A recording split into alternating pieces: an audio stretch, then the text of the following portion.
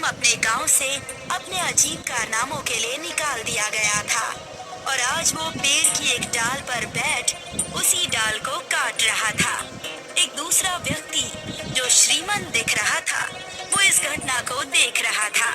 उसने जाकर विक्रम से पूछा, अरे भाई, ये क्या कर रहे हो? दिख नहीं रहा कि डाल काट रहा हूँ। अरे भाई, अगर तुम इस तरह से डाल को काटोगे तो खुद भी गिर जाओगे। कुछ भी कहते हो, तुम बस देखते जाओ। जयचंद ने सोचा कि शायद विक्रम कोई तरकीब लगा रहा है, पर देखते ही देखते डाल कट गई और विक्रम नीचे गिर पड़ा। मैं भी कहां इस मूर्ख की बातों में आकर इसे देखने लगा। हाय, बहुत दर्द हो रहा है, लेकिन देखा, डाल तो कट गई ना। अब इस डाल का क्या करोगे? कुछ नहीं, अगर किसी को जरूरत पड़ी तो वो ले जाएगा। अब मैं चला, मुझे राजा से मिलना है, बहुत जरूरी काम है। अच्छा, क्या काम है? तुम्हें क्यों बताऊं? राजा और मेरे बीच की बात है। ये कहकर विक्रम राज्य की तरफ बढ़ने लगा और जयचंद उसके पीछे पीछे जाने लगा। जैसे ही विक्रम ने राज्य में पैर रखे, वैसे ही वहाँ वर्षा शुरू हो गई।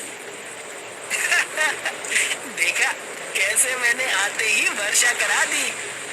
मूर्ख, तो वर्षा अपने समय से हुई है, तुम्हारे आने से नहीं।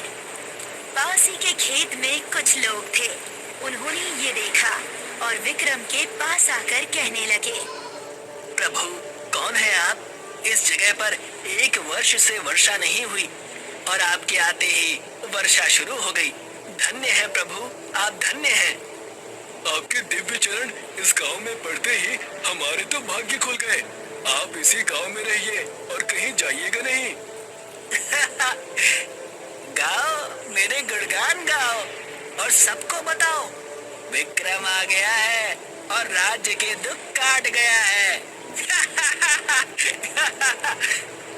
जयचंद इस घटना को देख अपने माथे पर हाथ रख देता है और सोचता है, ये लोग भी मूर्ख हैं और ये तो नीरा मूर्ख है ही, लेकिन मैं इसका इस्तेमाल कर सकता हूँ। असल में जयचंद को भ्रष्ट होने के नाते राज्य से निकाल दिया गया था।